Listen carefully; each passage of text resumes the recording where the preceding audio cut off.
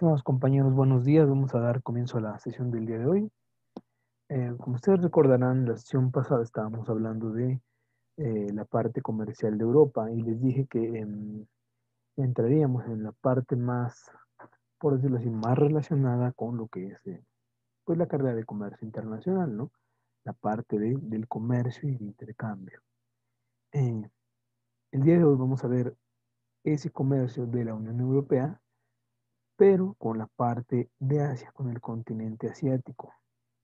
Ustedes, me imagino que llevaron ya la asignatura de circuito comercial del Pacífico, Asia y Oceanía. Y ahí es donde justamente se ve lo contrario a lo que a lo que vamos a ver el día de hoy, ¿no? Ahí vamos a ver el intercambio de Asia, ¿no? De la parte asiática, con la parte europea, con América Latina, con América del Norte, con África, ¿no? Aquí vamos a ver lo contrario, vamos a ver cómo está la Unión Europea organizando, ¿no? su comercio con lo que es Asia. En esta parte no me gustaría meterme mucho en lo que es una descripción del continente asiático, por obvias razones, ¿no? Porque uno es un curso de eh, Asia Central, Sudeste Asiático, que son regiones sumamente importantes, se los digo, que pues requerirían una mayor profundidad de análisis, de estudio. Y el tiempo, pues obviamente, no es el pertinente, no es el apropiado para llegar a trasfondo. Haremos lo más adecuado para que podamos ver lo mayor posible, ¿no? Es decir, vamos a hablar un poquito también de las regiones de Asia, específicamente de Asia Central y del Sudeste Asiático. El Sudeste Asiático es donde encontramos la principal potencia, ¿no? Lo que es el Sudeste Asiático. Bueno, vamos a ver que Asia ha tenido un ascenso eh, muy importante como la región determinante en el nuevo orden mundial. Vamos a ver que el nuevo orden mundial está dictado por lo que es el país asiático. Específicamente, ¿por qué país? Por China, ¿no? Entonces, bueno, eso nos da una idea de los avances y de cómo el nuevo orden mundial, bueno, si dice nuevo orden, quiere decir que lo que veíamos antes será reemplazado por otra situación. Y eso es esta situación que estamos hablando justamente, ¿no? Vamos a ver que la inestabilidad del sistema internacional y la creciente influencia económica, estrategia y política que el continente asiático ha obligado a mm, los países de la Unión Europea a tomarse pues muy en serio lo que son sus relaciones en el lejano oriente. ¿Quién es el lejano oriente? Es países de Asia, ¿no? El oriente. Oriente Medio o Medio Oriente, como se le conoce, es la región donde se encuentra la India, los Emiratos Árabes Unidos, es Oriente Medio. Oriente Lejano o Lejano Oriente son los países de Asia que conocemos como China, Japón, Malasia, Indonesia, ¿no? Toda esa parte es el Lejano Oriente. Entonces, bueno, estos cambios que yo les menciono dan una claridad, ¿no? O una clara, ¿no? Prioridad a Asia, ya que el 45% del crecimiento global em, se debe a lo que es dos potencias, que es China y la India, ¿no? Estos dos han sido las que han incrementado, ¿no? En un 45% el crecimiento global. En este caso, podemos concluir que el continente asiático es el motor de la economía mundial. Eh, en este caso, Asia funge, ¿no? Eh, por decirlo así, como el escenario fundamental de las disputas hegemónicas entre China y Estados Unidos, ¿no? O sea, esa carga o esa competencia que hemos visto, que hemos sido testigos, ¿no? Donde lo que es, por un lado, Estados Unidos y por el otro lado, China compiten entre sí para ser la región más poderosa, ¿no? Ambos tienen sus ventajas, sus desventajas. eh, y bueno, esto que les comento, hay ciertas ideas, ¿no? Que manejan que eh, vendrá un cambio en los billetes mayormente ocupados como divisas. Es decir, el billete verde, que son los dólares, será sustituido por billetes rojos. ¿Quiénes son los billetes rojos o a qué hace alusión esa parábola que estoy mencionándoles? De los billetes rojos que ocupa la región de China, ¿no? Que ustedes, yo me imagino que saben el nombre de estos billetes, ¿no? O cuál es la moneda de uso legal en China, compañeros, ¿me pueden indicar ese dato, por favor? No vuela. ¿Cuál, perdón? ¿Cuáles son esos billetes de China o cómo se llama la moneda de China? ¿Me puede decir alguien ese dato, por favor? Yen. El yuan, ok, muy bien. Yuan, ok, perfecto. Eso es correcto, muy bien. Bueno, dicho esto, podríamos pues empezar a hablar ya de cifras, datos, ¿no? Em, y bueno, vamos a ver un término que es muy importante, que se refiere a la geopolítica, em, que actualmente se vive, o que el nuevo orden trae consigo. La geopolítica, es decir, cómo se acomodan las fuerzas económicas a nivel planetario. Eso es la geopolítica. Ujú. Y vamos a ver que la geopolítica no solamente tiene que ser vista como a ver qué país es el más rico, cuál es el más pobre, este está bien, este está mal, no. No, no nos podemos quedar a ese nivel, sino que tenemos que ver que la cuestión geopolítica da equilibrio a nivel mundial. ¿En qué sentidos? A nivel político, económico y militar. En esos tres sentidos da equilibrio la geopolítica. Ujú. Entonces, bueno, esto, como les digo, reestructura el nuevo orden mundial, ¿no? O sea, es una revolución.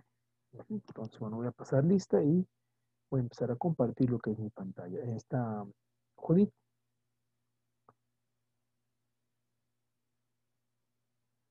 Ábalos, Presente. bien, Ábalos, Alba, Giselle, Presente. Karine, Once, Presente. bien, Nayeli, Presente. gracias, Nayeli, Wendy, Presente. bien, León Cerón, Presente. bien, Martínez Campuzano, Martínez Reyes, perdón, Martínez Reyes, Presente. bien, Mejía Villaseñor, Presente. bien, Miranda Yáñez, Presente, licenciado. bien, Gracias, Pedraza, Presente. Francine, Presente. bien, Armando, Presente. bien, Rivero, Geraldine, Corland y Dred. Presente. Bien, Presente. excelente, muy bien, compañeros. Bueno, entonces vamos a compartir la pantalla. Profe, Mande. perdón, es que yo ve que tengo problemas de que se me traba el Ah, micrófono. Soy Alba. exacto, muy bien, Alba. Muchas gracias. Qué bueno que me avisó que. Gracias. No, gracias a usted. Bueno, y les decía que vamos a ver el comercio. Ya platicamos un poco, ¿no? Como una introducción de lo que es el comercio. Entonces vamos a empezar aquí a mencionar el comercio entre la Unión Europea y Asia. Entre la Unión Europea y Asia. Entonces, bueno, vamos a trabajar con este tema el día de hoy. Ya dijimos la cuestión de la geopolítica, ya hablamos. Voy a poner aquí las ideas principales de las que ya hablamos. ¿Sí?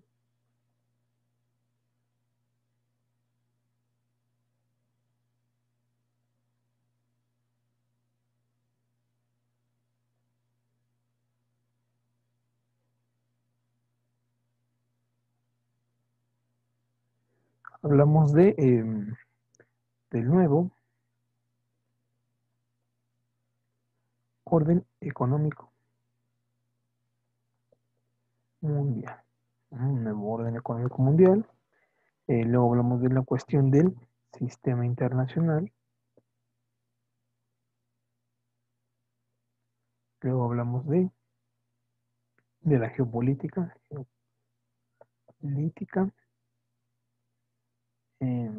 Básicamente de estos tres conceptos ya habíamos hablado. Hablamos del 45% del incremento y así, ¿no? Entonces, bueno, vamos a ver que hay dos fenómenos que han dinamizado, por decirlo así, que han aumentado la velocidad, ¿no? De los desarrollos, y esto hace que los intereses económicos de una y otra se hayan visto mm, movidos, es decir, más cercanos. En este caso vamos a ver que es, por un lado, el auge del proteccionismo, el auge del proteccionismo, y tenemos la volatilidad del sistema geopolítico internacional. Ujú. Bueno, vamos a ver que estos dos fenómenos han provocado lo que les decía yo.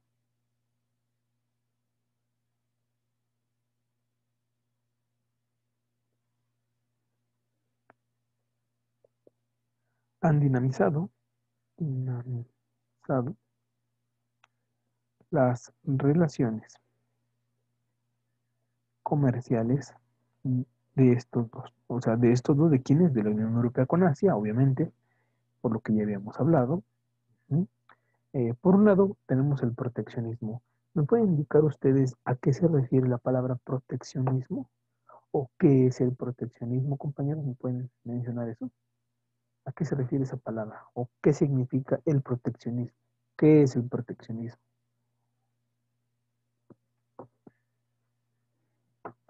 Es una política económica ¿Ok? que defiende el mercado nacional El mercado nacional, y correcto. Ujú. lo fortalece y disminuye el comercio.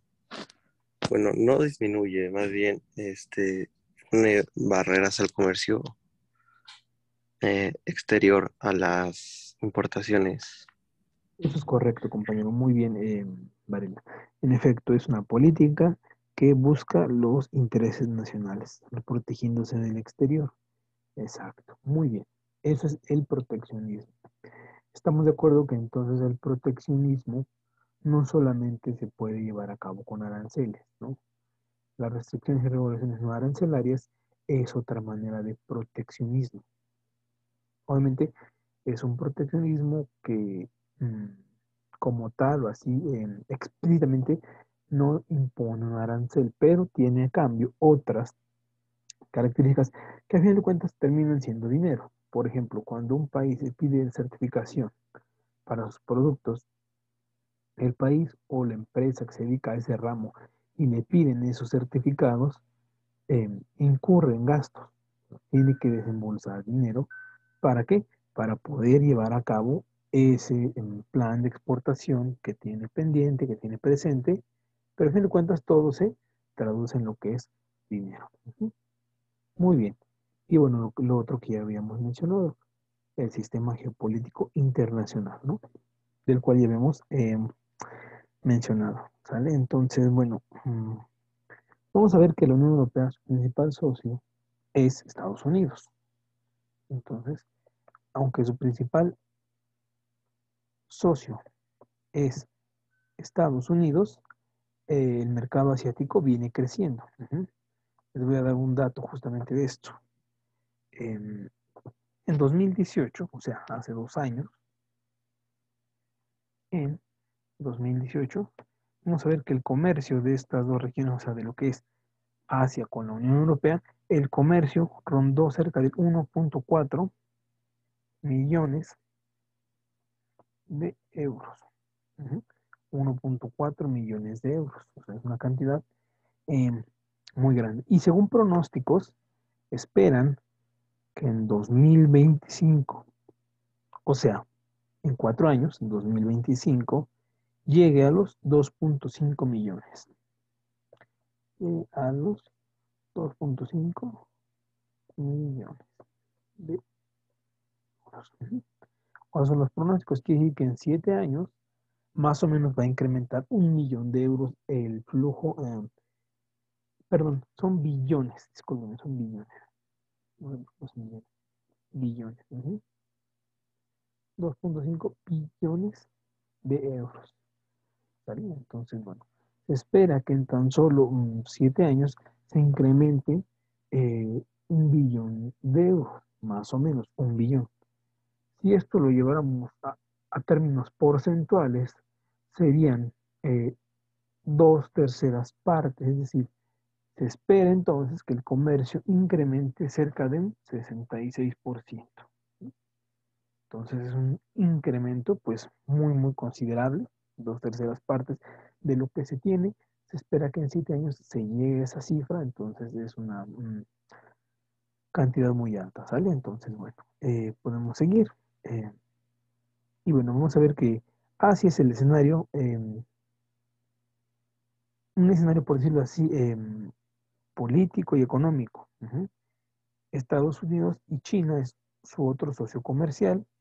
eh, por lo tanto, Europa se ve situado en una encrucijada, ¿no? Uno tiene a sus principales socios que son Estados Unidos y por otro lado, su segundo principal socio es China, pero China y Estados Unidos son opuestos, ¿no? Políticamente opuestos, entonces se encuentra como una encrucijada, ¿no? De tengo por un lado a mi principal socio, es el que me compra y el que garantiza mis ingresos muy altos, pero también tengo a otro que también me compra buena cantidad de productos, pero que es socio, es rival de mi primer socio, ¿no? Entonces, eso es un dilema, vamos a ver que eso es un dilema. Y bueno, vamos a ver que otro factor también importante es la presencia diplomática y militar em, de Moscú en la región, ¿no? Y bueno, eso por una parte. Ahora, por la otra tenemos que eh, ha crecido considerablemente lo que es los intereses de Bruselas en Oriente, ¿no? O sea, ¿con Oriente quién? Con Oriente Lejano. Entonces, bueno, voy a ponerlo aquí también, estas ideas principales que les estoy mencionando, compañeros, es importante que ustedes la registren, la presencia militar y diplomática en Moscú. Bien, seguimos entonces. Vamos a ver que a nivel político hay fenómenos como la crisis humanitaria de Myanmar, ¿no? Y el programa nuclear de Corea del Norte, son algunos de los acontecimientos, podríamos decirlo así, que desafían los valores y el sistema de gobernanza de la Unión Europea. Ustedes se acordarán que nosotros vimos los principales valores de la Unión Europea, los principales valores y principios de la Unión Europea. Entonces, estos dos sucesos de las crisis humanitarias de Myanmar y el programa nuclear de Corea del Norte, obviamente se contraponen a los valores que la Unión Europea pregona. Entonces, dentro de estas buenas relaciones económicas, también vemos que hay otro tipo de relaciones humanitarias, sociales, que chocan, ¿no? Con esto. Y es importante que ustedes lo registren, lo vean, ¿no? Que está sucediendo esto. Entonces lo voy a poner por aquí. Vamos a ver que a nivel político, como les mencioné yo, a nivel político, hay dos sucesos como la crisis humanitaria de Myanmar y lo que es el programa nuclear. Programa nuclear de Corea del Norte, ¿no? Estos dos sucesos se contraponen a lo que estamos mencionando. O sea, son opuestos. Por un lado, la Unión Europea pregona no a las guerras, sí a la paz mundial, pero tiene relaciones con países que son lo opuesto a eso. Entonces, justamente esto va a dar al traste con que entonces, una cosa es lo que yo busco como un objetivo y otra cosa es en lo que realmente me voy a enfocar, ¿no? Obviamente eso es lo que nos está diciendo esta cuestión. Si fuera realmente tan transparente el proceso de la Unión, dirían, no, no voy a hacer negocios con Corea del Norte porque su programa nuclear es totalmente o va totalmente en contra de mis valores y principios, pero que dicen, no, una cosa es el negocio y otra cosa son las cuestiones políticas. Entonces, bueno, eso también nos dice muchas veces que eh, aunque no haya una buena relación, pero sí hay una buena relación económica, muchas cosas salen sobrando. Vamos a ver. Bueno, vamos a verlo como aquí está, que muchas cosas terminan o salen sobrando en la cuestión monetaria. Es como lo que le pasa a Estados Unidos. Estados Unidos, por un lado, tiene a lo mejor problemas económicos con un país, pero es su principal socio. Entonces, Estados Unidos no busca, o más bien Estados Unidos no tiene amigos, tiene intereses, que son cosas muy diferentes. Una cosa es tener gente cercana a ti, pero otra cosa es que esa gente sea por un interés el que tú los tengas ahí. Así pasa entre los países, ¿no? Entonces, bueno, vamos a ver que desde principios de los 2000, la intensidad de las relaciones comerciales entre Asia y la Unión Europea no han dejado de crecer, ¿vale? Vamos a ver que entre 2000 y 2006 el comercio con China creció un 150% y con la India 80%, lo que yo les mencionaba justamente hace rato, los dos gigantes de la parte oriente. Entonces lo voy a poner aquí como una idea principal. Vamos a ver que em, las relaciones comerciales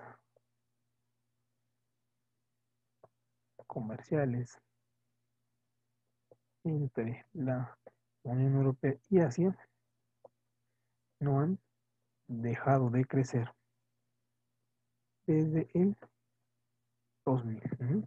Y la cifra que les di, que vamos a ver que en 2000, en el periodo del 2000 a 2006, entre 2000 y 2006, las relaciones comerciales con China, por ejemplo, con China, en el comercio con China, creció un 150% y con la India un 80%. Son cifras que nos hablan de que hay un flujo comercial considerable, muy grande.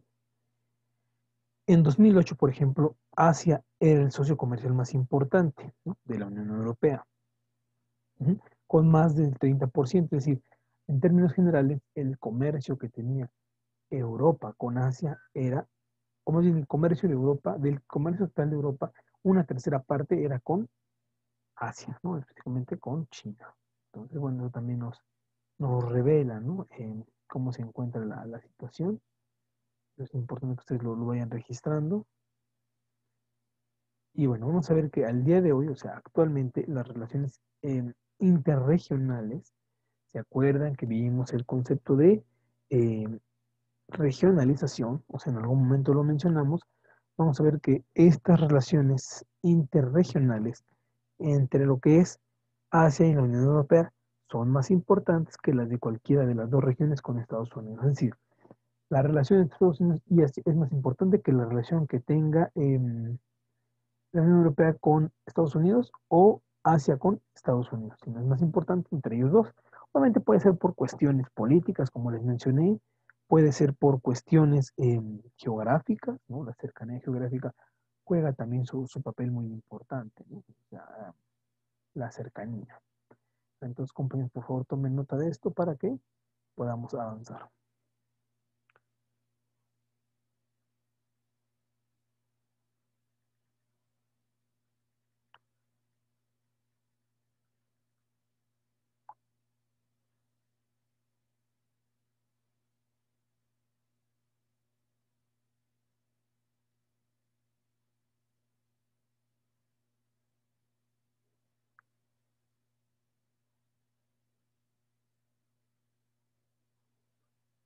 Ok, bueno. Entonces doy un minuto o dos para que copien las ideas principales que vamos abordando y podamos continuar.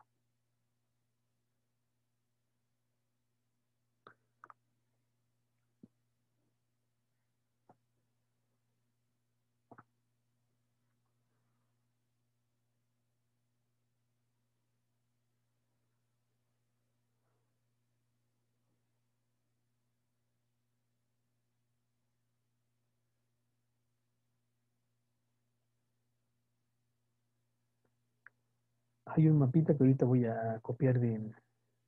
voy a pegar aquí un mapita para que lo vean. Déjenme de compartir para que se los muestre.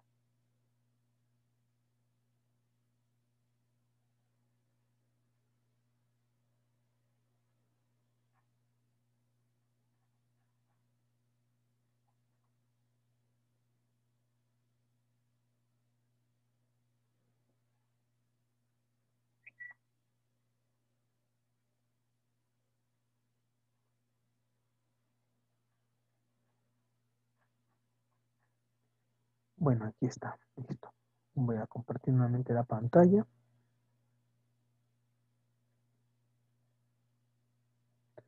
Aquí estamos viendo, bueno, en Chile Bolsón se pierde un poco, pero se los explico.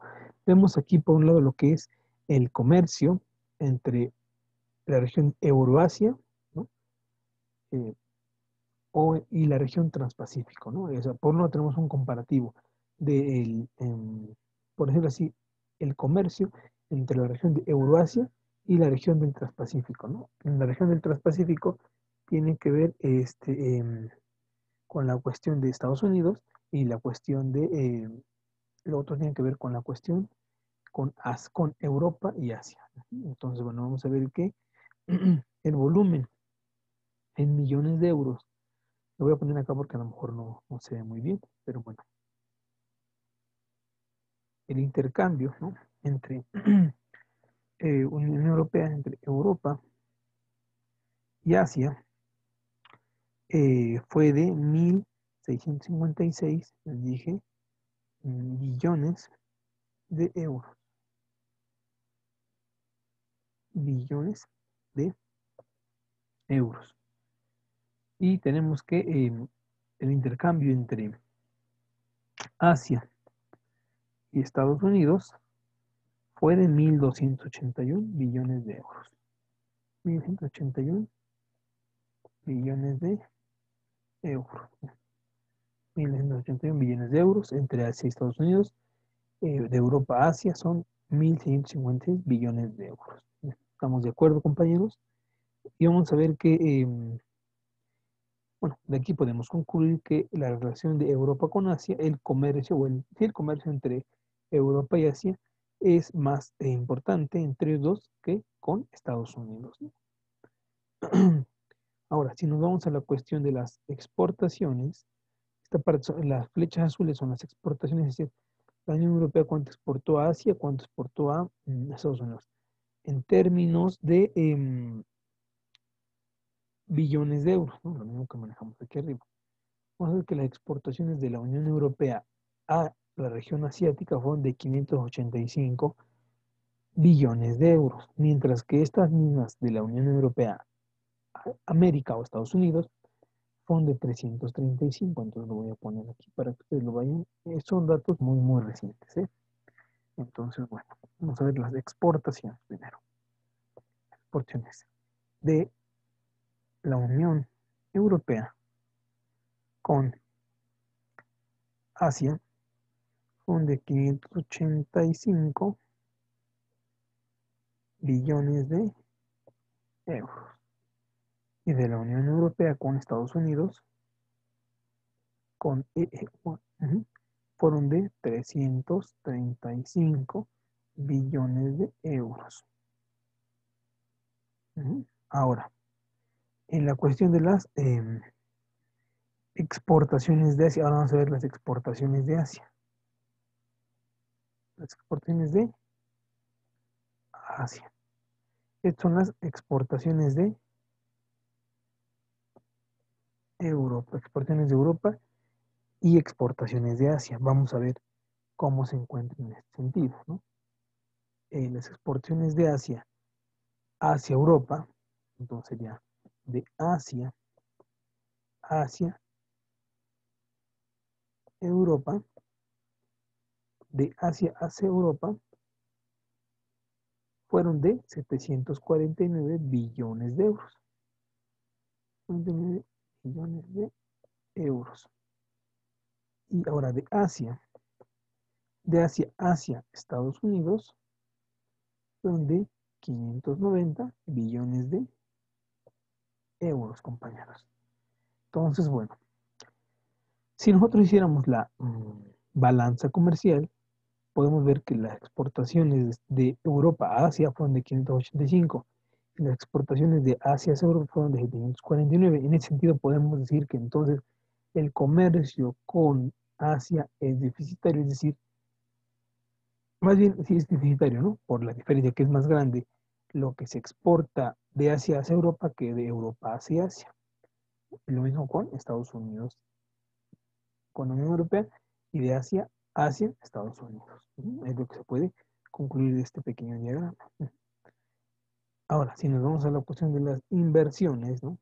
Esto que está aquí abajo, tiene que ver con las inversiones. Si nos vamos a la cuestión de las inversiones, vamos a ver que las inversiones de Europa son 1.039 billones de euros y las de Estados Unidos son 635. Obviamente, pues es más grande la Unión Europea. La cantidad de Europa, bueno, de la cantidad de inversión indirecta de Europa con Asia es de 1.039, perdón, billones de euros, mientras que la de la de Asia con Estados Unidos son 635. Obviamente también nos revela la importancia que tiene la Unión Europea. Entonces, por favor, tomen nota de esta interpretación para que podamos avanzar. Les doy 2 minutos, compañeros.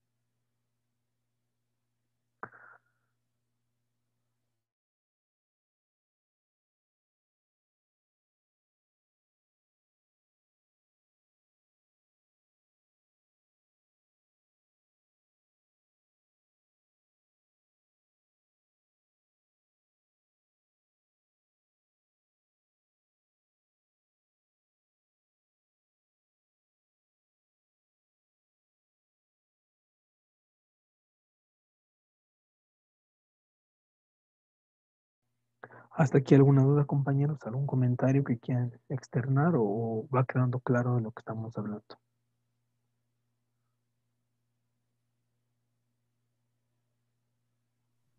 Todo claro, profe. Perfecto, muy bien. Gracias, compañero. Entonces, bueno, podemos continuar. Vamos a ver bueno, dentro de esto, ¿qué conclusiones podríamos sacar? O sea, de esta parte. Que bueno, los motores, más bien los principales motores de las relaciones económicas entre estas naciones son los acuerdos comerciales y de inversión, ¿no? Entonces lo voy a poner por aquí para que sepamos a qué se debe este flujo comercial y de inversión tan importante. Entonces, bueno, vamos a ver que los motores de las relaciones económicas son o se deben, bueno, sí son los acuerdos comerciales y de inversión. Son las cuestiones más importantes. Los motores son los acuerdos comerciales y de inversión, ¿no? Entonces, bueno, vamos a ver que los negociadores europeos han tenido pues una temporada pues, sí, pues, muy ágil, muy movida, ¿no? En ese sentido, ya que desde 2016, perdón, se han concluido tratados con Japón, Singapur y Vietnam. Importante que desde el 2006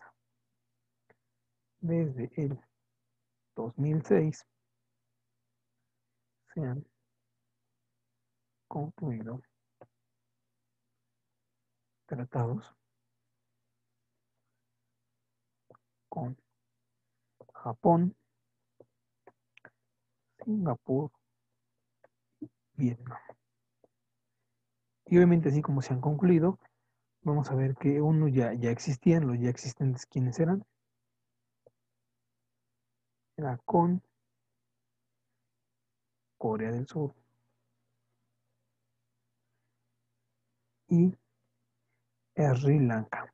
Con Sri Lanka ya habían tratados, obviamente se sumaron después el de Japón, Singapur y Vietnam.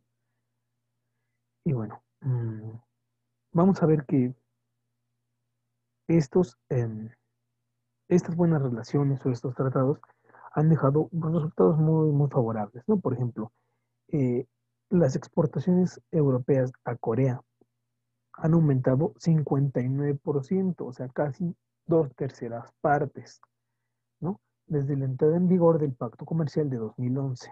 Entonces, bueno, esto que les estoy mencionando lo voy a ir escribiendo, porque desde el 2011 las relaciones comerciales de la Unión Europea con Corea han incrementado 59%. Entonces, bueno, son cantidades muy grandes, ¿no? Dentro de esto vamos a ver que hay un tratado, hay uno en específico que se ha vuelto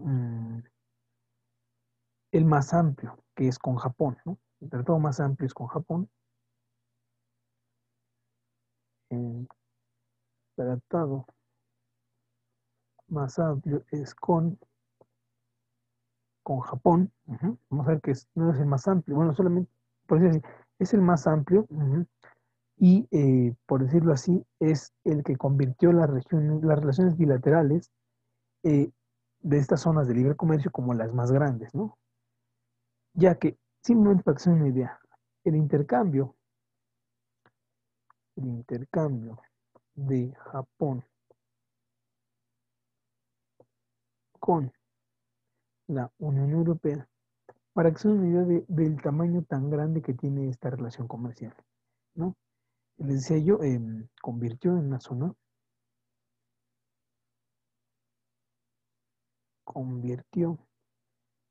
una zona de libre comercio más grande del mundo. Más grande del mundo. Vamos a ver que el intercambio simplemente de Japón con la Unión Europea representa del PIB internacional, del PIB mundial, el 30%. 30% del PIB mundial. Si ustedes buscan el PIB mundial, eh, el 30% de eso lo generan las relaciones comerciales de Japón con la Unión Europea, ¿no? Entonces eso les puede dar una idea muy concisa de cómo están las inversiones entre estos dos. Y el tamaño de las mismas, obviamente. 30% del PIB mundial proviene, ¿no? O se debe al intercambio de Japón con la Unión Europea. Pues bueno, tomen nota de eso que estamos acá y para que podamos seguir, por favor.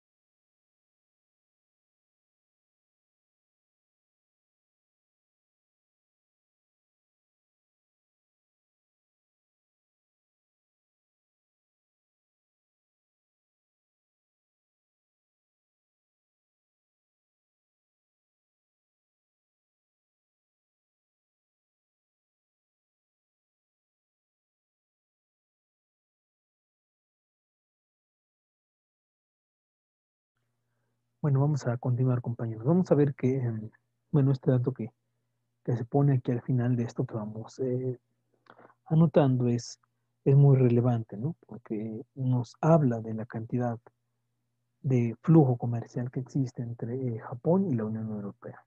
¿Sí? Entonces, bueno, vamos a ver que,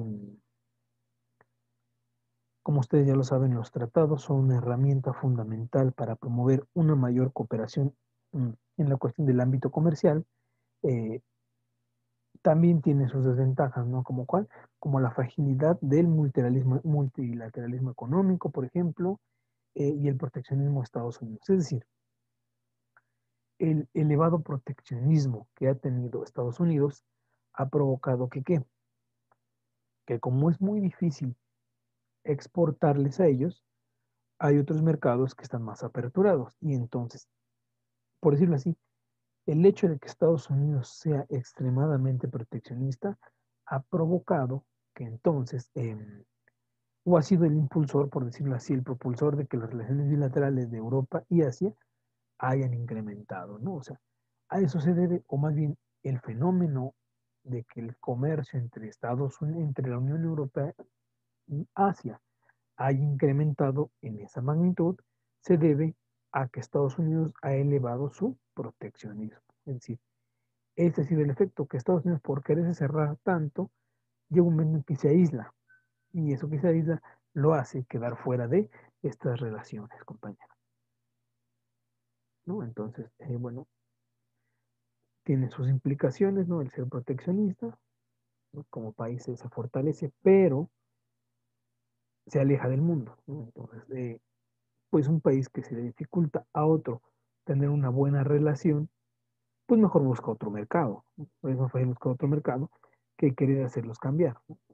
Ellos dicen una cosa y esa cosa, o sea, no hay nada que los haga cambiar, pues mejor buscas otro mercado, ¿no? Entonces, bueno, vamos a ver que aunado a esto, por una parte, tenemos que el fenómeno conocido como Brexit, que fue cuando Gran Bretaña, ¿no? Salió de la Unión Europea, ese fenómeno se llama Brexit, pues sí trajo una fuerte sacudida para la Unión Europea y un poco de incertidumbre, ¿no? Porque pues Gran Bretaña es una región económicamente estable, entonces trajo esa incertidumbre, ¿no? En lo que se refiere a sus relaciones transatlánticas. ¿Cuáles son las relaciones transatlánticas? Las relaciones con Estados Unidos, ¿no? ¿Por qué se llaman transatlánticas? Porque atraviesan el Océano Atlántico, ¿no? Entonces, bueno, pero se le llama así y vamos a ver que esto propició una reorientación de sus intereses comerciales, ¿no? O sea, se juntaron estos dos fenómenos para que Europa volteara hacia otro lado. Entonces lo voy a poner aquí abajo. ¿Cuáles fueron las causas de este incremento? Las causas del incremento del comercio entre la Unión Europea y Asia fueron dos. ¿Cuáles fueron? En primer lugar, el elevado proteccionismo de Estados Unidos. Proteccionismo de Estados Unidos. Y por otra tenemos, les dije que eran dos, el elevado proteccionismo de Estados Unidos y el fenómeno Brexit.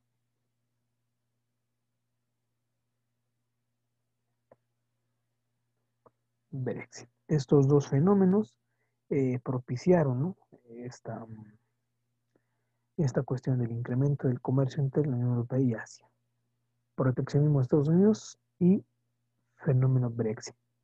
Es el papel tan importante que estos dos jugaron. Entonces, esto que trajo consigo, trajo una reorientación de lo que es intereses comerciales de Europa. De reorientación de intereses comerciales de la Unión Europea. ¿Vale? Entonces, bueno, estos dos fenómenos son los responsables de que se reorientaran los intereses comerciales.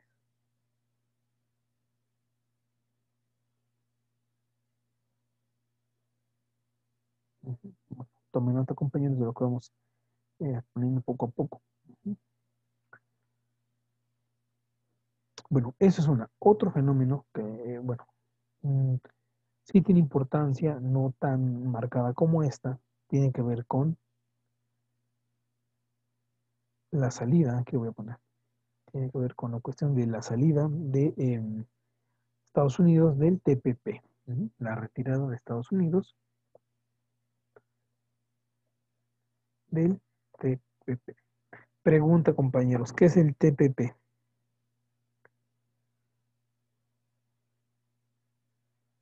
Compañeros, ¿qué es el TPP? Es el Tratado del Transpacífico, ¿no?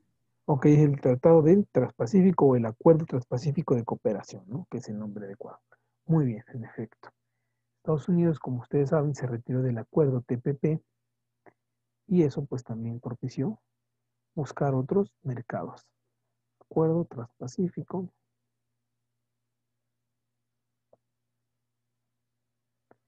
de Cooperación. Un acuerdo transpacífico de cooperación. Bueno, entonces, vamos a ver qué podríamos decir de esto, que entonces la Unión Europea es uno de los bloques comerciales principales del mundo y esto lo ha convertido en una opción muy apropiada, muy conveniente para las potencias asiáticas, ¿no? ¿Para qué? Para diversificar sus dependencias económicas, bueno, dicho de otra manera, para evitar tanta dependencia económica y estabilizar las relaciones comerciales, ¿no? Entonces, bueno, esto es muy, muy importante. De hecho, esto si ustedes quieren aumentarlo, esto que les estoy comentando, si tienen tiempo, ¿no?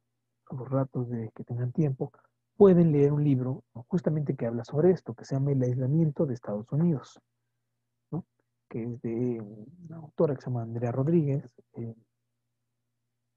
y ahí menciona, obviamente esto que estamos diciendo nosotros, no más que obviamente te muestra más cifras, datos, pues es un libro, tiene más de qué hablar, de qué mencionar, pero en esencia puede servir como complemento a esto que estamos mencionando. Por favor, compañeros, para que ustedes lo tengan y si tienen oportunidad lo pueden buscar por internet, debe estar ahí en PDF para que ustedes lo lean. Bueno, ahora vamos a continuar, que en esto que estamos hablando, la Unión Europea, China, por su parte, vamos a ver que han mostrado o se han unido para encontrar soluciones al proteccionismo que había. Digo que había porque ya no está con Trump. Ese elevado proteccionismo de Estados Unidos del que yo le hablaba se dio durante el periodo de gobierno de Trump. Entonces, tuvieron que unirse lo que es la Unión Europea y China para encontrar soluciones al proteccionismo que Trump había planteado. Y bueno, vamos a ver que la firma del tratado con Japón se convirtió en un símbolo de resistencia, como yo les mencionaba, y desacuerdo con las medidas estadounidenses. ¿Qué dijo Europa? Estados Unidos tiene un elevado proteccionismo y obviamente derivó en ese tratado con lo que es Japón y lo convirtió en un símbolo de resistencia.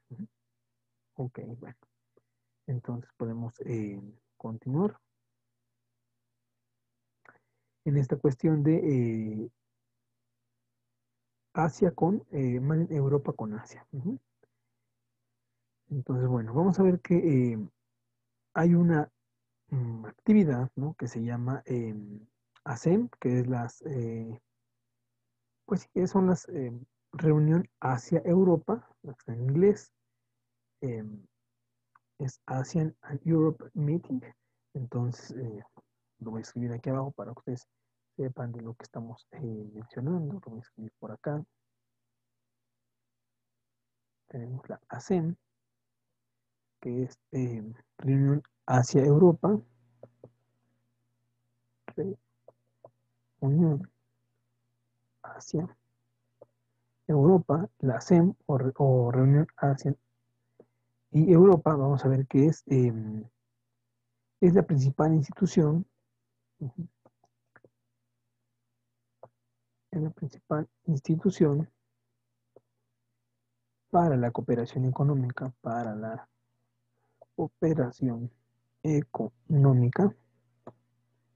entre ambos continentes. Así como luego existen las rondas, aquí tenemos que existen las reuniones. Entonces, bueno, aquí son las primordiales, las reuniones hacia Europa, donde se busca la cooperación económica entre ambos continentes, ¿no? Y la última que se llevó a cabo, la última cumbre o reunión que se llevó a cabo, dice que Asia y Europa son, o los denomina, como socios fundamentales.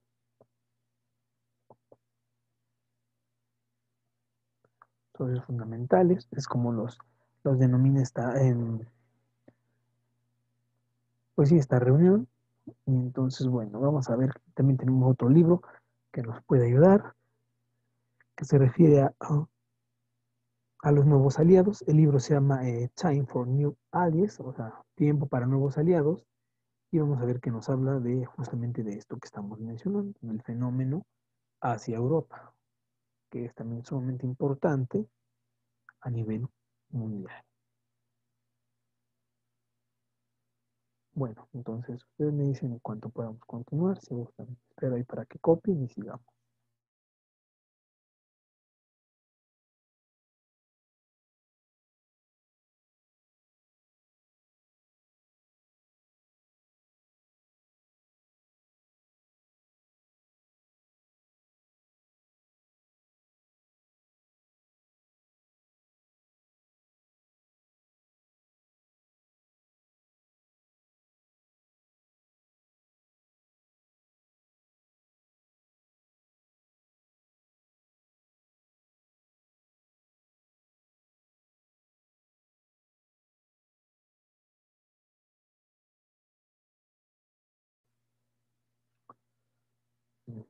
Ustedes me dicen en qué momento podemos continuar, compañeros, por favor.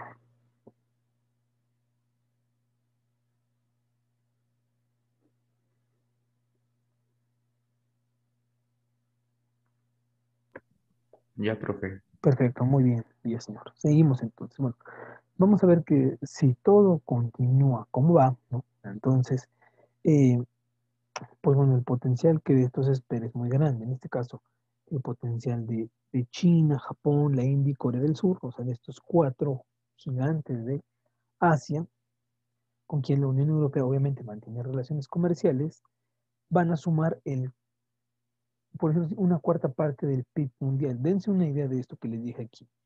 Les dije que simplemente la relación de Estados Unidos, de la Unión Europea con Japón es 30% del PIB, ¿no? Eh, entonces, si nosotros viéramos que estas relaciones continúan, ¿no? Entonces podríamos ver que el PIB mundial, PIB mundial eh, sería de una cuarta parte, o sea, por el hecho de que a lo mejor ha disminuido los flujos comerciales ahorita, por lo de la pandemia, por todo eso, pero se mantendría en una cuarta parte, ¿no?, del PIB mundial. Y bueno, hay un pacto comercial por ahí que está pendiente con Indonesia, lo cual aumentaría los intercambios bilaterales en cerca de 4.000 millones de dólares al año. Esto es muy importante. Por su parte, con la India vamos a ver que es un crecimiento del 2.2% del PIB europeo, ¿no? Y que traería consigo la creación de casi 2,5 millones de empleos. Porque esa es la otra, el hecho de incrementar el comercio con otros países. Una consecuencia inmediata de esto es el aumento en el empleo, la creación de fuentes de trabajo. Es un fenómeno que a corto plazo se puede observar. ¿Por qué? Porque tienes que elevar la productividad, la producción, ¿no? Entonces necesitarás mano de obra. Esto es a corto plazo. Ahora, nos vamos o nos movemos un poco más amplios o a más largo plazo. Vamos a ver que esta integración con el sudeste asiático es muy prometedora. ¿Por qué? Ya que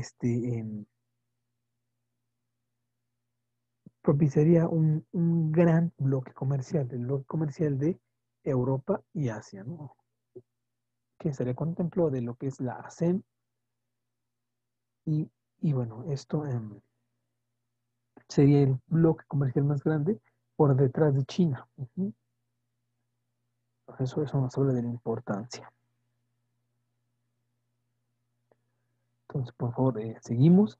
Vamos a ver que existen, bueno, o sea, no todo es muy favorable, también existen sus desventajas. Como en todo suceso, hay cosas buenas, hay cosas malas. Vamos a ver que en este caso hay ciertas diferencias y obstáculos eh, que ambas partes pues tendrían que afrontar para poder mantener este multilateralismo económico y hacer pues frente a los desafíos de manera conjunta, ¿no? En este caso, por ejemplo, las prácticas comerciales de China, compañeros. A ver, me gustaría que me explicaran en este sentido cómo son las prácticas comerciales de China, o dicho de otra manera, China de qué tiene fama en las relaciones comerciales. Explíquenme, por favor.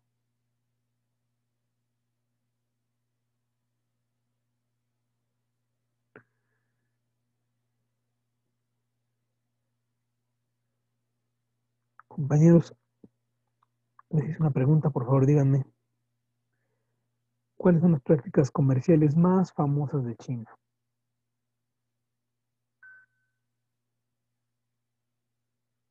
Compañeros, les hice una pregunta, quiero que me digan, ¿cuáles son las prácticas comerciales más eh, famosas de China? O sea, malas, pero pues son muy famosas de China. ¿Pueden indicar cuáles son? La parte de clonar, Ok, clonar, o sea, la piratería, ¿qué más? las manufacturas, La manufactura, ujú. Y dentro de la manufactura, ¿cuál es una práctica muy común por los asiáticos? En este caso, por los chinos. Hay una práctica en la que ellos son campeones. ¿Cuáles? precios muy bajos, ¿Mande? los precios muy bajos, Perfecto. ¿Y eso cómo se llama? mm, Es una práctica desleal. ¿Cómo se llama eso?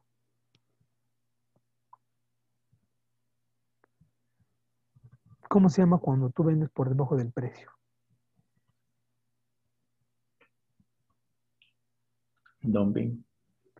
Dumping. Muy bien, el dumping, exactamente. El dumping es una práctica muy bien, señor, muy usual por los chinos, la cual pues puede traer sus desventajas. ¿Por qué? Porque puede llegar un momento en que nadie quiera hacer intercambio con ellos. ¿Por qué? Porque si tú compites, pues nunca les vas a ganar, ¿no? En efecto. Ahora, en ese sentido vamos a ver que existe un pequeño, pues una controversia entre la Unión Europea y algunos países asiáticos. Digo, si no lo sabían, aquí lo voy a poner. Existe actualmente una controversia de la Unión Europea con algunos países asiáticos, ¿sí? En ese sentido, ¿cuál es la controversia que existe entre la Unión Europea y esos países asiáticos? Es en el tema de el aceite de palma. El aceite de palma, que ¿quién lo produce el aceite de palma? Lo producen Malasia e Indonesia. Producen Malasia e Indonesia. Ujú. En el aceite de palma, ahorita tienen una disputa muy fuerte entre eh, la Unión Europea con Malasia e Indonesia en este sentido.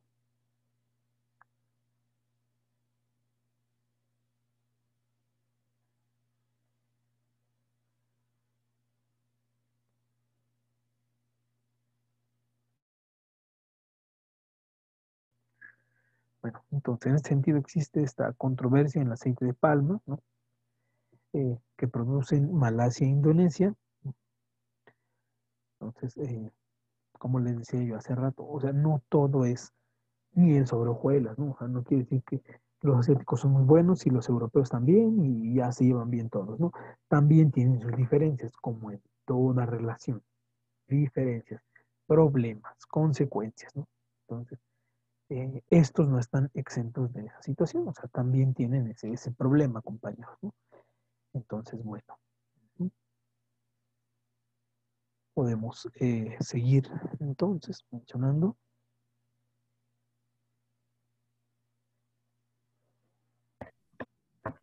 Profe, una pregunta. Dígame.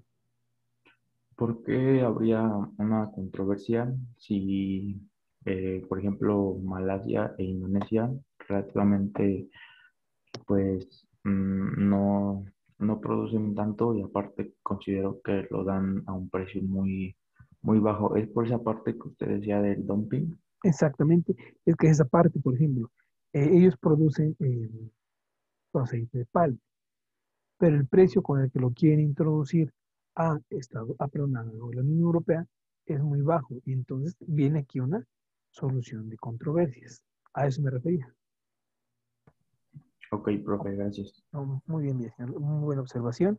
De hecho, si yo les preguntara a ustedes, ¿para qué se ocupa el aceite de palma? Digo, ¿en qué se usa o en qué industria se ve más, sí, más empleado, ¿no? Entonces, bueno, tiene muchos usos, además de que tiene la ventaja que es muy barato. O sea, es muy barato, pero Malasia e Indonesia lo dan mucho más barato. Entonces, bueno, el aceite de palma sirve para muchas cosas. Sirve para productos cosméticos, eh, para sopas instantáneas, pizzas congeladas, pues la grasa que ponemos para freír las papas, por ejemplo, viene de aceite de palma. El aceite de palma es sumamente versátil y económico para hacer el helado, por ejemplo, para hacer jabones, shampoos. Ven que supuestamente traen grasa de ballena, ¿no? ¿Qué dicen de los jabones de tocador? Pues un jabón de tocador bueno es aquel que está hecho de grasa de ballena. Pero obviamente ponerle grasa de ballena, además de que se está haciendo un cuidado de los seres del mar, o sea, de las especies marinas, no es tan económico como el aceite de palma, ¿no? Entonces, bueno, este aceite de palma es muy usado en estas cuestiones que yo les dije. ¿Qué otra tiene? Bueno, que el aceite de palma eh, aporta los llamados aceites trans, mm, pero buenos, ¿no? O sea, no los aceites grasos trans malos, ¿no? Sino los buenos. Entonces es otra ventaja, ¿no? Que tiene el aceite de palma. Profe, pero para su elaboración se supone, bueno, es algo muy, pues, peligroso a largo plazo porque contamina mucho, ¿no? Ah, exactamente, esa es la ventaja. Que la producción, y durante la producción, se incurre eh, en mucha contaminación, exactamente. O sea, por un lado es muy útil, pero eh, también es muy contaminante, ¿no? Ujú. Entonces, eso que usted nos comenta es cierto, tiene sus ventajas, es muy versátil, pero es también muy contaminante, en efecto. Vamos a ver que el primer aceite, o más bien el aceite que más se produce, es el de soya, luego el de palma, ¿no? Y así me podrían decir ustedes algunos otros que podrían existir. Ahora, ¿de dónde se extrae, no? De unos frutos como rojos, es donde se extrae el aceite de palma. Ujú. Eh, ¿De dónde es la palma o de dónde se origina? Pues de la parte de África, en específico de lo que es África Occidental, justamente de ahí se extrae. Y, por ejemplo, en el caso de Indonesia, su producción de Indonesia en 2000, por ejemplo, 18, fue de 115 millones de toneladas, ¿no? Entonces, es una cantidad muy grande. Pero ahora lo que decía el compañero Villaseñor es totalmente cierto. Vamos a ver que el cultivo de esta palma, de donde se extrae este aceite, es muy contaminante o tiene un impacto medioambiental muy fuerte. ¿En qué sentido? En que para que ustedes produzcan esta palma, deben de deforestar. ¿Qué es deforestar? Quitar todos los árboles de los bosques para yo sembrar palma, para que tengan mi producción. Este mismo problema lo vamos a ver aquí en México. Digo, me salgo un poco del tema, pero también tiene sus implicaciones. Ustedes vieron aquí en México para la producción de aguacate cuántos bosques han sido deforestados. ¿Por qué? Porque la gente ve el negocio de la producción de aguacate con los precios que alcanza, que son muy altos, y entonces un incentivo para producir es ese, que el mercado te está pagando un sobreprecio por tu producto, que dices, voy a producir, pero para producir, el espacio donde voy a producir está con bosque, con árboles. Entonces, ¿qué dices? Pues mato estos árboles, produzco, siempre produzco, pero la consecuencia ambiental es muy, muy grave. Esto pasa igual con esto, con la palma. Ahora, si yo les preguntara, ¿qué consecuencias tiene la deforestación para sembrar los árboles de palma? ¿Cuál sería la consecuencia?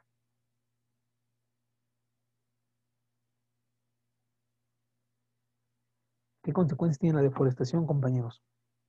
Pues bueno, que se pierden los hábitats naturales de especies que están pues obviamente en peligro de extinción, ¿no? ¿Cómo qué? Como ¿cómo se dice? Los pájaros endémicos o nativos, eh, orangutanes, ¿no? Los orangutanes pues, están en los árboles, también se perdería su hábitat. Y hay uno específicamente que es muy importante, que es el tigre de Sumatra. El tigre de Sumatra se encuentra en estas regiones de Malasia e Indonesia y justamente su producción hace que su hábitat natural se vea afectado y con esto estos animales pues, pueden llegar a morir. Por eso el compañero nos decía de su contaminación, que es muy grande. Sus efectos contaminantes son muy grandes para su producción.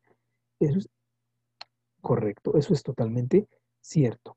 Ahora, ¿qué otra consecuencia tiene aparte de la vegetación, aparte de la fauna? Es que la palma, ¿no? Esta palma justamente contribuye mucho a la emisión de gases de efecto invernadero. Es otro fenómeno que también tiene sus implicaciones. ¿Sí estamos de acuerdo, compañeros, en esto? Sí, profe. Perfecto, muy bien, compañeros. Sí, Esa profe. observación, muy bien.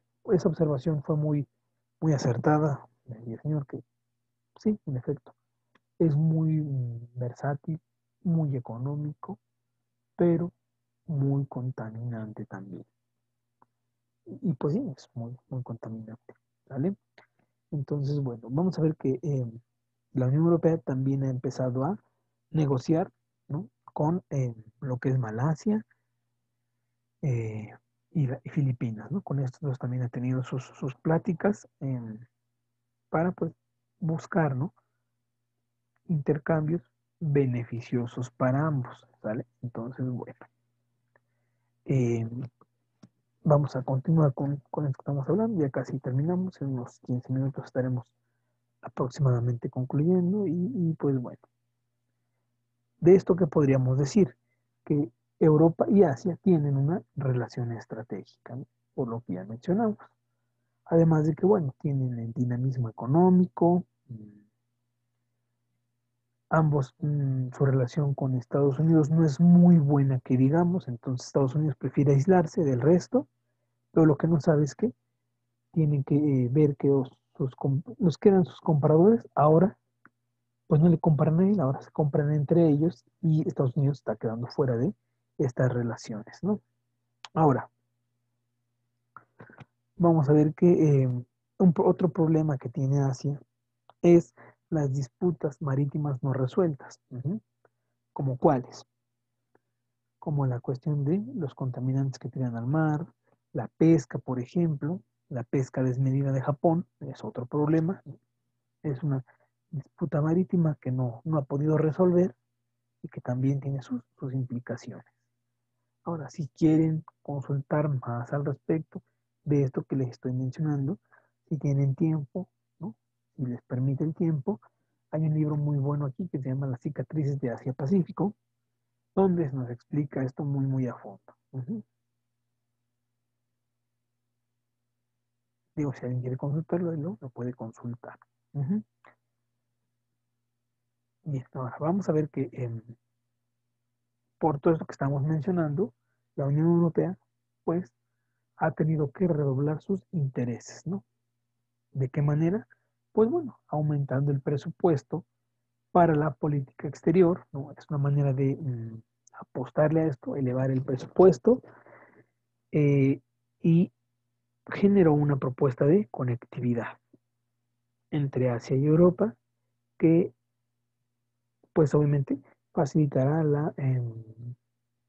la movilización de estos dos componentes. hay un fenómeno que, bueno, más bien hay un fenómeno que se ha dejado fuera que tiene que ver con la seguridad regional. ¿A qué se refiere en sentido? Por ejemplo, la bioseguridad, ¿no? Que tiene que ver con la inocuidad, la protección de los alimentos, ¿no? Etcétera. Entonces, bueno, podemos continuar.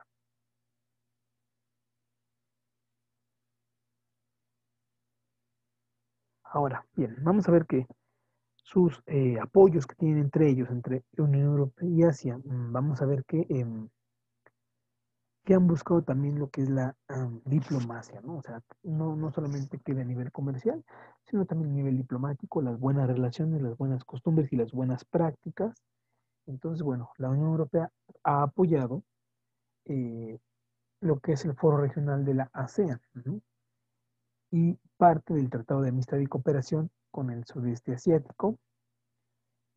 Y no recuerdo con ustedes, si de antemano no es con ustedes. Vamos a ver que la Unión Europea es el mayor donante de la ASEAN. Veíamos, no con ustedes, sino con otro grupo, que es un país donante, es aquel preocupado por otro, que se encarga de hacerle donativos para su crecimiento. Entonces, bueno. Eh, Vamos a ver que también la Unión Europea es miembro de la Organización para el Desarrollo de la Energía de la Península de Corea y ha apoyado la iniciativa de paz y cooperación del noroeste asiático. Bueno, y obviamente esto se extiende a otros campos, como lo es la seguridad marítima y así. ¿De qué otra manera ha apoyado lo que es Europa? Bueno, con la estabilidad con Asia. ¿En qué sentido? Pues bueno, asistiendo en las tareas de construcción de Estado en países como Camboya, Timor Oriental, ¿no? Interviniendo en la cuestión de la paz con Indonesia, Filipinas, Nepal, Corea y Myanmar. Y vamos a ver que si ustedes buscan quién es el principal proveedor de ayuda humanitaria de Asia, es la Unión Europea. Específicamente, ¿quién? Bruselas. Ok, entonces, bueno, esto hay que anotarlo aquí. Vamos a ver que Bruselas. ¿Dónde se encuentra Bruselas, compañeros?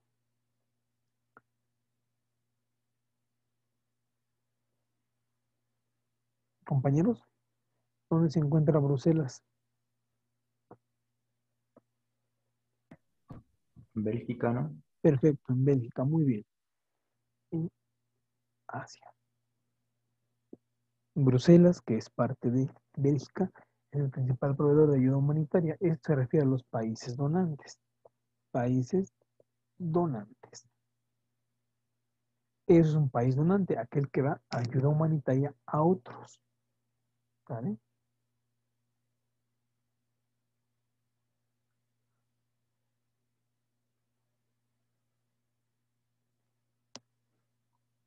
Por favor, tomen nota de esto para que podamos seguir, compañeros.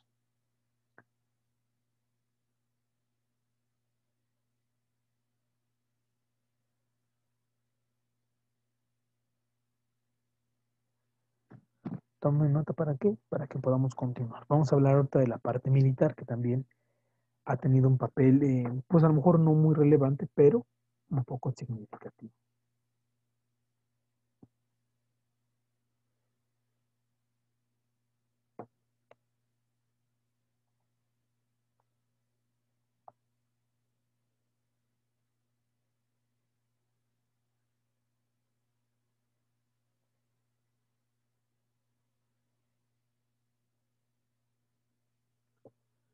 Bueno, seguimos entonces. Les decía yo que militarmente, pues han tenido también un papel no muy relevante, pero sí significativo. ¿En qué sentido? Vamos a ver que en 2018, o sea, no hace mucho, en 2018, lo voy a poner aquí, en 2018,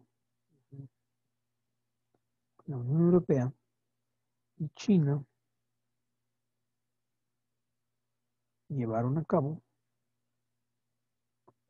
su primer ejercicio militar. En este caso, eh, ¿en qué sentido lo llevaron? Lo llevaron en lo que es Somalia, ¿no? bueno, se fueron lo que es China, la Unión Europea y Somalia, ¿no? Ya que buscaban estimular sus relaciones comerciales, sus relaciones militares con la India, ¿no? La tensión que había con estos países eh, fue solucionada gracias a la Unión Europea, China y Somalia, ¿no? Eh, bueno, es importante también mencionar que la Unión Europea ha jugado un papel pues relativamente importante en el equilibrio del poder militar de la región. Vamos a ver que en Asia, el continente que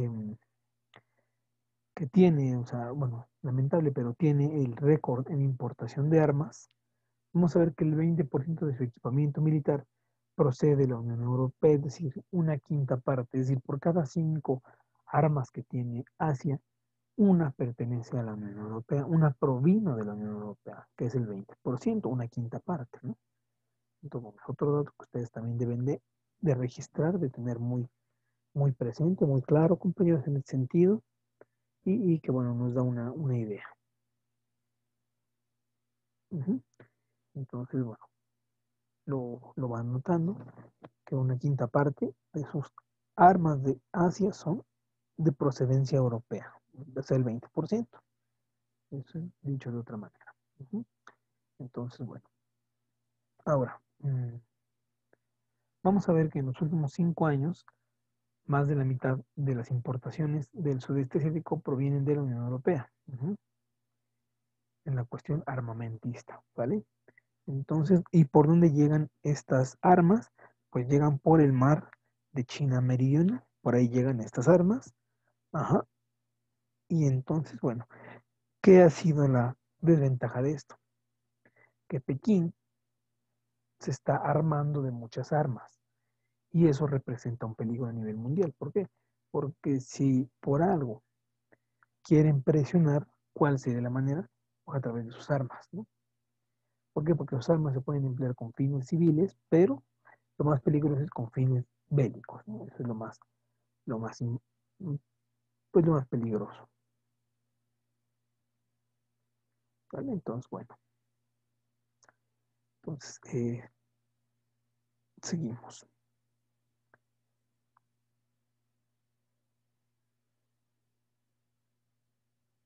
Ahora, vamos a ver que, ahora su contraparte de esto tiene que ver con que la Unión Europea ha sido llamada, o más bien ha fungido como mediadora en otras ocasiones, ¿no? Eh, por ejemplo, en el mar de la China Meridional, en Taiwán, o con el programa nuclear de Corea del Norte. Vamos a ver que ha tenido su papel importante en qué, en regular estas relaciones tensas, para evitar o que se desatara una guerra, ¿no? Entonces, bueno, eh, ahora, vamos a ver que varios países han participado en eh, la operación Atlanta. ¿A qué se debe la operación Atlanta, compañeros? Bueno, esta operación Atlanta es de la lucha de la piratería en el Océano Índico. Pregunta, compañeros, ¿dónde está el Océano Índico?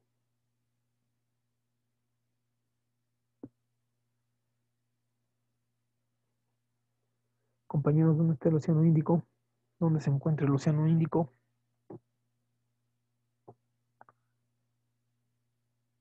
Compañeros, ¿dónde está el Océano Índico?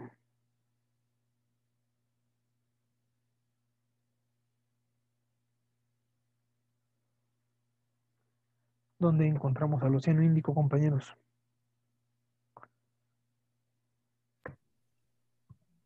Al sur de Asia. Al sur de Asia, muy bien. En efecto, es al sur de Asia. Eh, Toca parte de lo que es África, ¿no? Y Australia, ¿no? Muy bien, bien. Eso es el Océano Índico. Entonces, bueno, vamos a ver que en esta región se busca combatir la piratería. Entonces, la Unión Europea también ha participado o ha tenido un papel importante. Ahora, ¿en qué otro asunto ha participado que también es muy importante? Es en la anexión de, de Crimea con Rusia. ¿Se acuerdan que les dije yo que Crimea estaba en disputa? ¿Por quién estaba en disputa Crimea, compañeros? Díganme, ¿quién y quién querían a Crimea?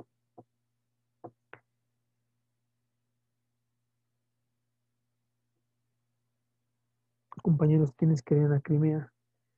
¿Quiénes se la estaban disputando a Crimea? Díganme.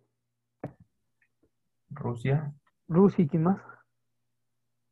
Grecia, No, Rusia y Ucrania, ¿no? ¿Se acuerdan que Crimea está arribita? Y les dije que se le estaban disputando estos dos, Rusia y Crimea, en efecto. Muy bien, bueno. Ahora, ellos también han participado en esta parte, ¿no? Eh, también han tenido otros papeles, ¿no? En la cuestión de las misiones diplomáticas, misiones comerciales. Entonces, bueno, vamos a ver que la importancia ha sido muy, muy, muy grande. Ahora vamos a ver que la Unión Europea hasta ahora se ha posicionado como un socio esencial. Es muy importante tenerlo definido. Un socio esencial, ¿quién es? Pues bueno, eso ya ustedes lo buscarán para que sepan que es un socio esencial. Ahora, vamos a ver que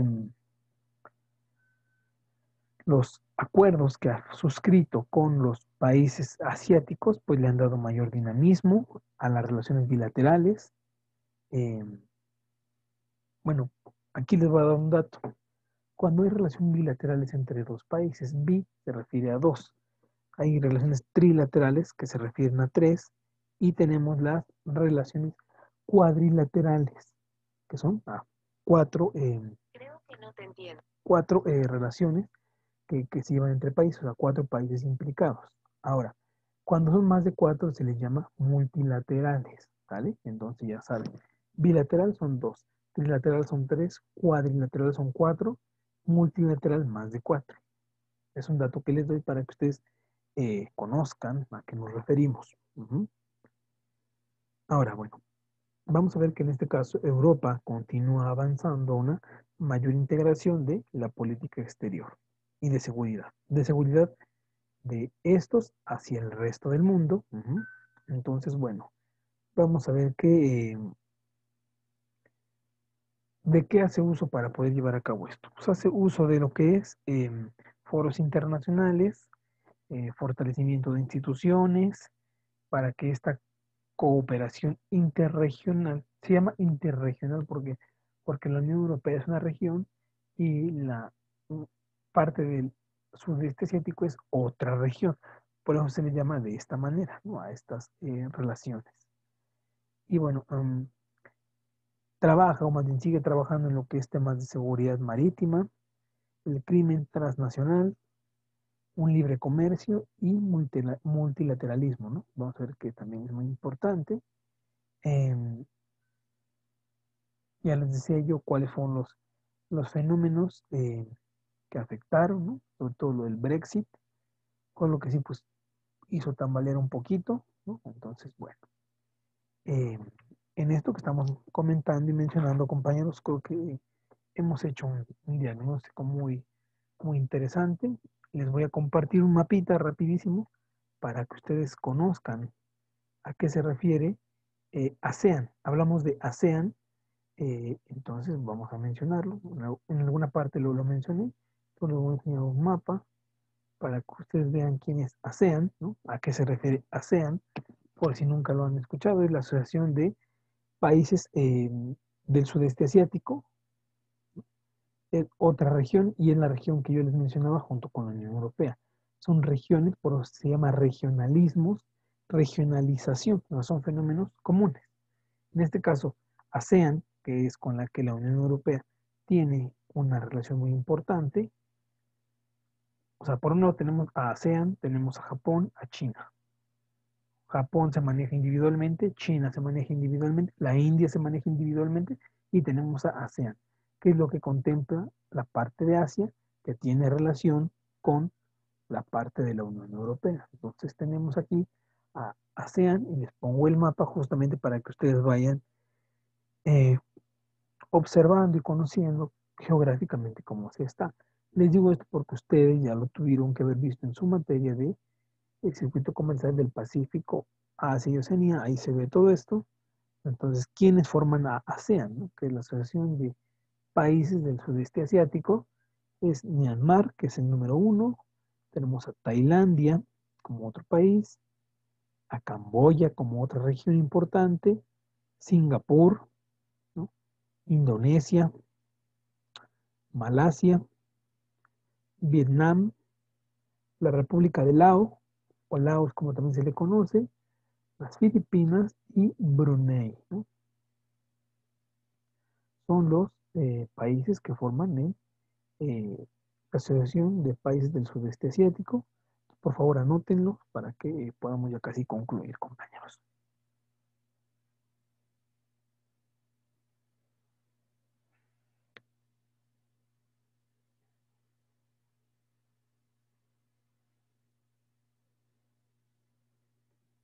Es otra región muy importante y aquí la menciono así como la Unión Europea, como el Mercosur.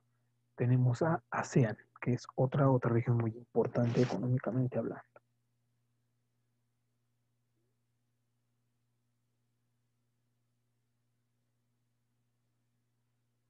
Entonces, bueno, tomen nota.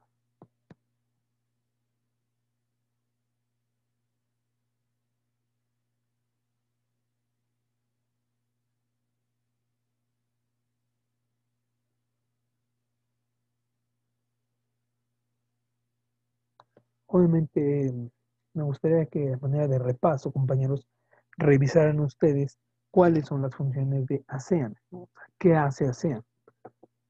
Ya vimos qué es, cómo se compone, pero habría que poner cuáles son sus funciones o qué actividades realiza para que, bueno, vayan conociendo ustedes un poco más de su funcionamiento de ASEAN, ¿no? Aquí yo por eso les puse el mapa, para que ustedes lo identifiquen, los conozcan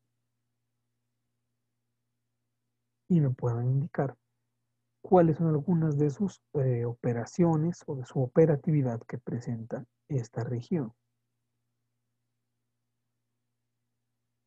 Ahora, si yo les preguntara por qué los países se organizan en regiones, o sea, por qué, por ejemplo, se forma la Unión Europea, por qué está el Mercosur, por qué está ASEAN, ¿no?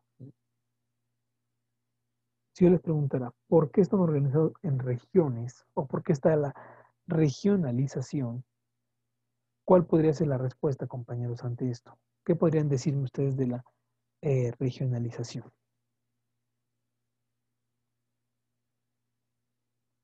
Ya para concluir, díganme, ¿a qué hace referencia este concepto?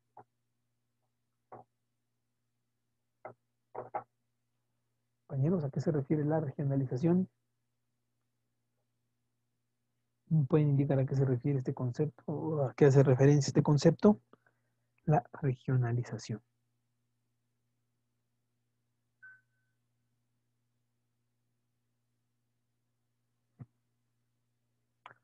Compañeros, ¿a qué se refiere la regionalización? ¿Me pueden indicar?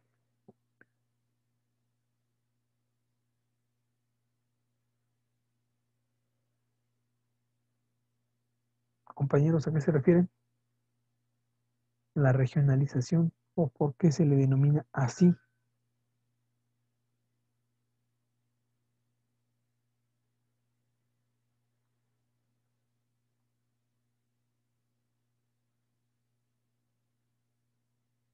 Compañeros, ¿me pueden indicar por qué?